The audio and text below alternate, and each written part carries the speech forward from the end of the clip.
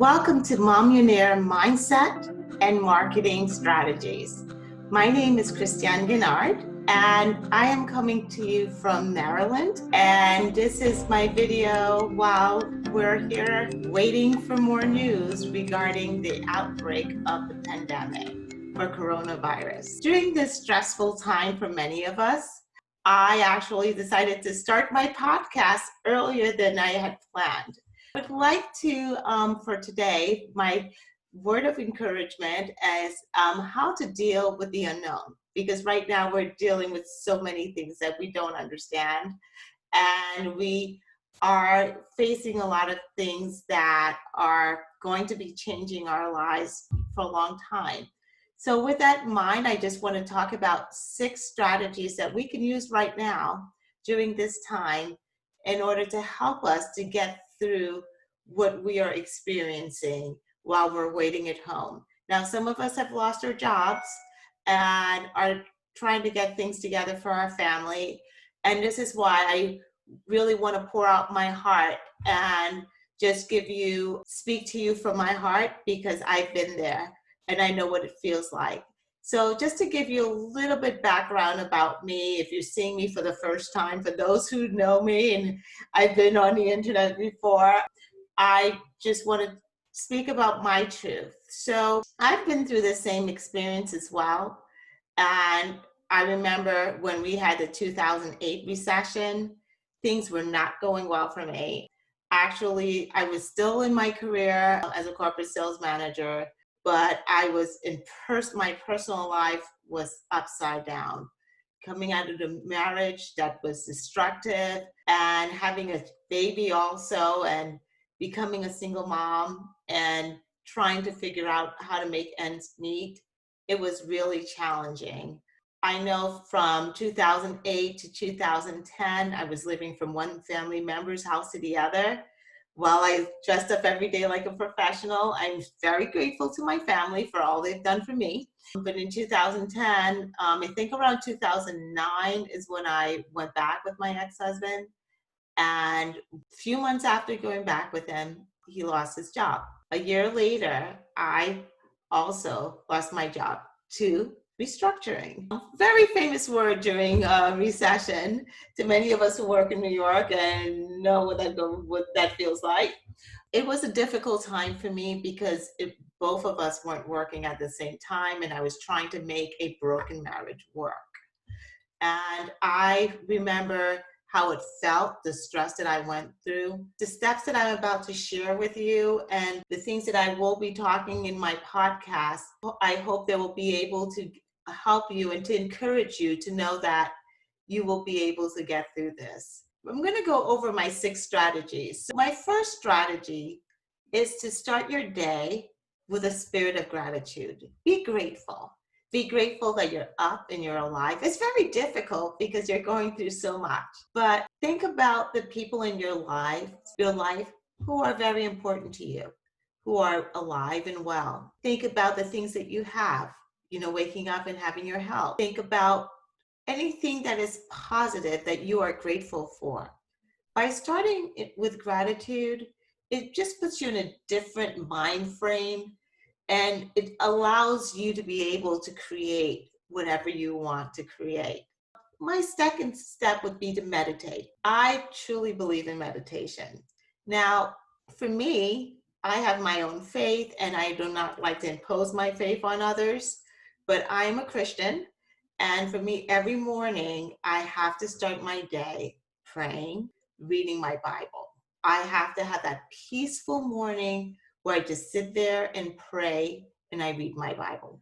I also have to have that quiet time where I really am in a prayerful mindset, but evaluating my life, whether the decisions from the day before or the things that I'm about to face for that day, and really prayerfully asking for directions and what I need to do, searching in me to see what is bothering me or what changes I would like to see, and really starting my day in that peaceful, quiet state without my daughter next to me, without any demands from anyone, just being peaceful for that time. I find when I meditate, I am more centered.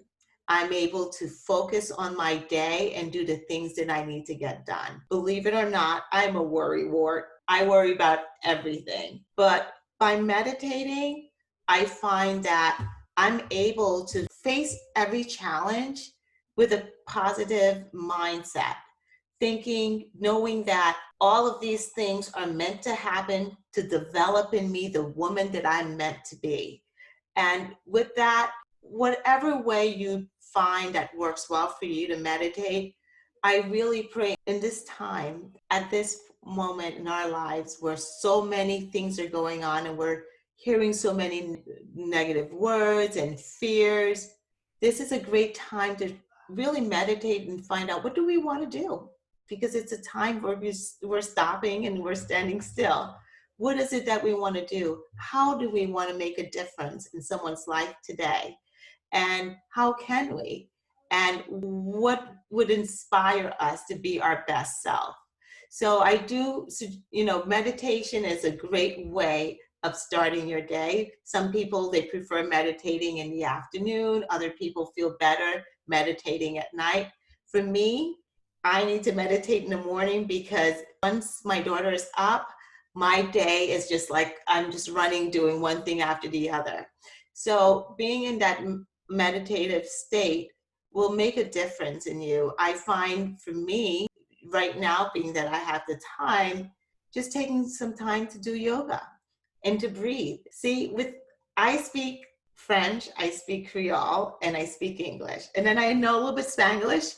So when I'm going through when I'm going through stress, all of these languages are just flowing through my mind. The ability to breathe and just to stop and allow my mind to relax and not to work from the section of my mind which is the fight or flight, but really work in this section right here that allows me to think through and to process what is going on and what are the right decisions for me and my family is very important.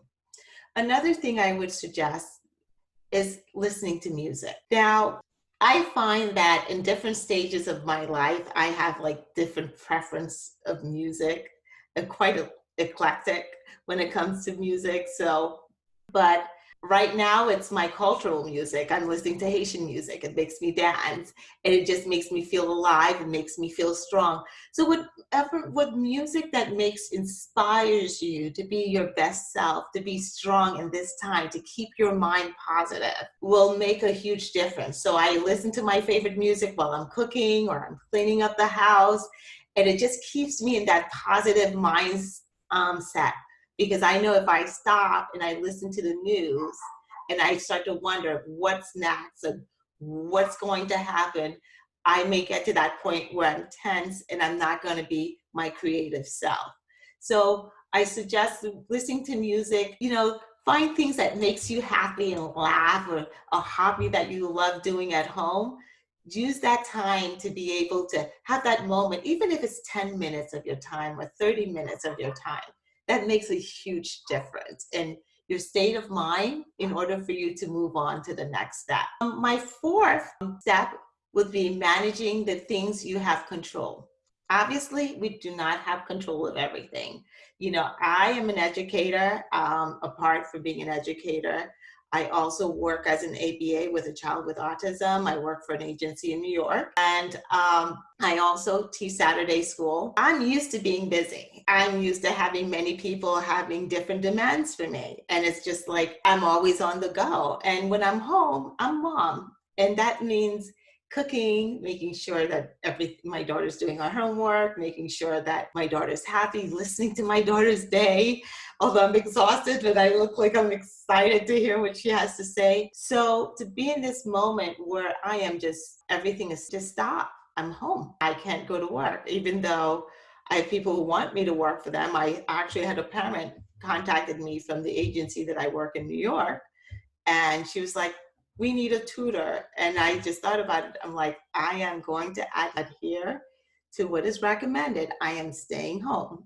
Unfortunately, I would love to work with your child, but not today. And maybe when they remove the band and be able to go back to work, then I'll be more than happy to be a tutor or provide therapy for your child, but at this point, I'm going to adhere to this. It's very difficult because it's good money and I need the money, but sometimes it's not about that. So I'm managing what I can, which is making sure there's enough food and water in the house, making sure I spend quality time with my daughter and enjoying her. Every minute counts. Our children grow very fast. Taking care of myself. I'm always on the run, always on the go. This gives me the opportunity to really think about what I want to do and how I want to do it. Take care of yourself. Think about the things that are important to you. It's time for you to be able to relax and to really think through of who you are. What do you want to do? Now, some of you may right now be very stressed because if you've lost your job, you're wondering how you're going to make it for the next paycheck. And I know what that feels like because I've been there. But I am asking you, give yourself a few minutes just to rest, just to control the things you can, the time that you spend with your children, because those times are important. Our children are looking at us and they want us to be strong in this time because they don't understand it. So take care of yourself. Make sure you're relaxed, eat the right food, drink a lot of water. I know I have a little secret for you. The first few days, I know I woke up and I took care, cleaned myself, but wore my sweats or whatever I can wear just to clean the house and everything. And then I thought about it on Wednesday and I was like, okay, I started feeling like this little negativity coming along. And I said, oh, wow. My mind and my body is used to me getting up in the morning and making myself look pretty to go to work. Now, my body's noticing Saturday, I didn't go to work. Sunday, I'm just my regular Sunday self. But Monday, I'm still that Sunday regular self. And Tuesday and Wednesday, what's going on? I determined to wake up every morning as of today and to take care of myself as if I'm going to work. Now, I'm also doing other things that I had planned already to do in the future, which I'm doing right now as my podcast. But I didn't think of it for this situation. But I believe being that the things that I've gone through in my life, this is my story and I have a story of purpose and inspiration to anyone who's going through this hard time right now. And there is no better time than today. Again, manage the things you can. And then the things you can't, just let it be. Because guess what? It will all fall into place. This too shall pass. And then we're going to get to a better place. And then suddenly we'll meet another challenge. That is life. Now, if there's anybody who's met challenges, it's me. And I know, believe me, you will be able to get through this. Now, another thing I would say is plan for your future. I absolutely believe in planning. If you don't plan for your future, someone else is planning your future for you. And I believe in that. So what is it that you want to do? What was some dream or inspiration that you have never been able to fulfill? And now you have all this time in your hands. You can actually start planning it. Dream and dream big. Dream of the things that you want to do and that you love doing. Things that you never thought you could ever do. Believe me, I never thought that I would be able to go to school, get a master's degree to be an educator, because that was not ever in my trajectory. It was never in my sight. I never thought of it. I was in the hotel industry. Then I started my own cosmetic line. Then I went into the retail industry. That was far beyond my mind to become an educator. But yet I used this time, the time that I was going through the hardest experience in my life, to do what I needed to do. Yes, you're going to take sacrifices. Life is about that. It's about that. I always believe in having a plan B. So I have to say, a plan B is like the best thing you could ever have for yourself, because in a moment like this, you always want to know that you've had something that you're doing aside from your full-time job, that you can have income saved for a difficult, challenging time. Also, it's like a baby. You're growing it. It's like a tree. You plant it. It's a plan B. It's not something you really need right away, but as it grows and it flourishes, it is something that brings you income. If you never thought of a plan B, I would suggest, I truly believe in direct marketing, and I know that it is a great way to learn how to start a business and how to grow a business. It's also a great way to be around like-minded people. Think about something that you like and see if there are any direct marketing companies that are within that field in order for you to start your plan B and start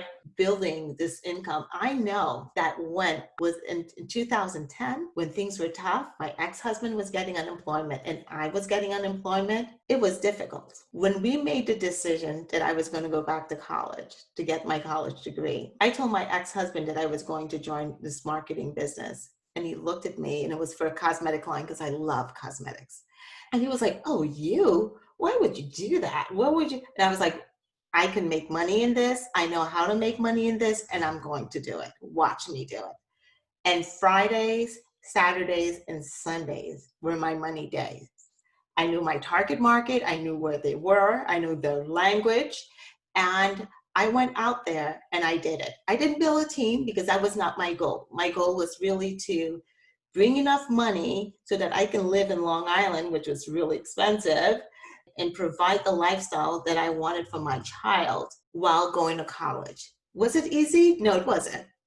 I spent a lot of weeks where I would spend 3 nights in a week without sleeping. And some of my friends from Long Island will tell you that. I made a lot of sacrifices, and those sacrifices, they paid off. So having a plan B, knowing what you want, and really focusing on your purpose. What is your purpose? What is that you would like to do? How would you like to make a difference in the life of someone else? How would you like to make a difference in the life of your children? Will help you to get through this hard time. Remember, your current situation is not your final destination. It's a journey. We're all going through this together. So today we're at this crossroad. We're all looking at the news, trying to figure things out. You know, as an educator, I'm trying to figure out when I'm going back to work. But that is not something I have control of. But what I have control is of today. And today I just wanted to share what was in my heart, hoping that I've encouraged you. I just want you to know that whatever you're going through, you will be able to make it. Just keep your mind set on the good things, on the things that are great in you, in your family. And just keep going on, because guess what? You are going to make it. So thank you for joining me today. This was exciting because this is my first recording. So please join me the next time. I am going to talk about something really important. In fact, it is one key thing that will help you to cross over to that next step in your life. Come and join me. If you like my podcast, please subscribe to my podcast. And if you like my videos, please give a thumbs up and share it with your friends. Again, we're all in this together, and I wish you all the best. Till next time, see you soon. Bye-bye.